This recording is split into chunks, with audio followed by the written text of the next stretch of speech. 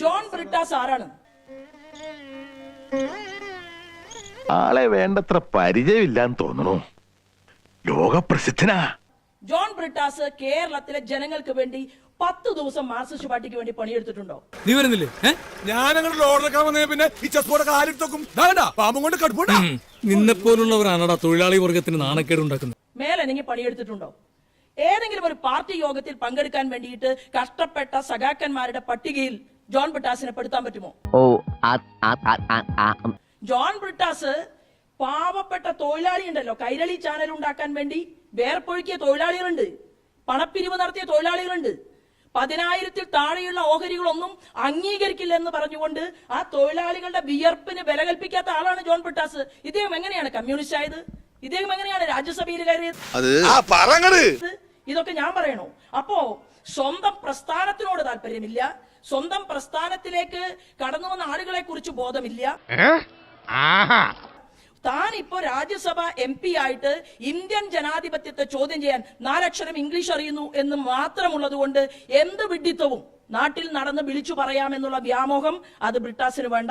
ഇംഗ്ലീഷ്ல பேசுங்க. இந்த மாதிரி சீரியஸ் மேட்டர்லாம் பேசுறதுக்கு இங்கிலீஷ் தான் நல்லது. That's right. சின்னத்தின தப்பிருந்தா கூட பரவாயில்லை, நான் ஒத்துக்கிறேன். பேசுங்க, ധൈര്യமா பேசுங்க, ധൈര്യமா பேசுங்க. അത് ബ്രിട്ടാസ് എടുത്ത് കളയുന്നതാണ് നല്ലത്. അമേരിക്കയിലെ ചില ആളുകളുമായിട്ട് ബ്രിട്ടാസിന് കൂട്ടുണ്ട്.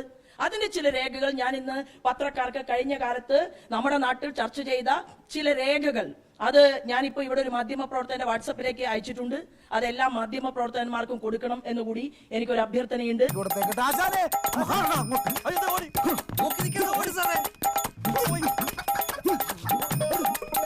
അപ്പോ ഒന്നുകിൽ കമ്മ്യൂണിസ്റ്റായി നിൽക്കുക, കമ്മ്യൂണിസ്റ്റ് ആശയത്തിൽ വിശ്വസിക്കുക, അത് വീട്ടിലും പുലർത്തുക. നാട്ടിൽ മാത്രമല്ലല്ലോ, തന്റെ കൂടെ ഇരിക്കുന്നവരുടെ മക്കളൊന്നും അമ്പലത്തിൽ പോകണ്ട, തന്റെ കൂട്ടുകാരായിട്ടുള്ള സഖാക്കളുടെ മക്കളൊന്നും ഗണപതി ഭഗവാനെ തൊഴണ്ട. വിഡ്ഢിത്തം. എല്ലാ എസ്റ്റാബ്ലിഷ്മെന്റുകൾക്കും എതിരെയാണ് നമ്മുടെ യുദ്ധം.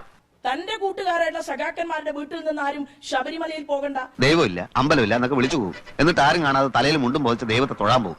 എന്നാൽ എന്റെ മകളുടെ കല്യാണം അത് പള്ളിയിൽ തന്നെ നടത്തണം. പറയുന്നതൊന്ന് പ്രവർത്തിക്കുന്ന വേറൊന്നും. ഈ തീരുമാനമെടുക്കുന്ന ഇതുപോലെയുള്ള ആളുകൾ തെരുവിലിറങ്ങുന്നത് പിണറായി വിജയൻ വിളിക്കുന്ന പാർട്ടി യോഗത്തിൽ എന്ത് വിഡ്ഢിത്തവും ബ്രിട്ടാസിന് പറയാം.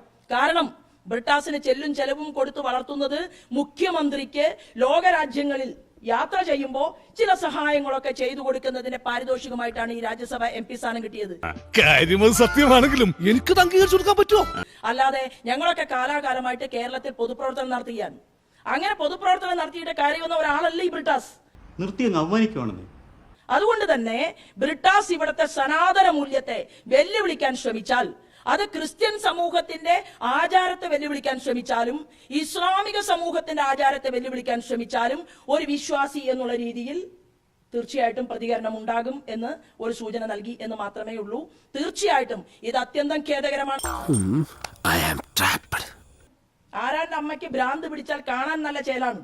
പാവപ്പെട്ട സഖാക്കന്മാരുടെ മക്കള് പള്ളിയിൽ പോയാൽ, അമ്പലത്തിൽ പോയാൽ, അല്ലെങ്കിൽ ഇസ്ലാം മതവിശ്വാസം അനുസരിച്ച് മുന്നോട്ട് പോയി കഴിഞ്ഞാൽ ഈശ്വരീയമായിട്ട് ആധ്യാത്മിക സ്പിരിച്വൽ ഒരു ഓറ അവർക്ക് കിട്ടിയാലോ?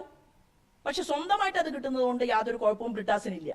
ജാങ്കോ, നീ അറിഞ്ഞ ഞാൻ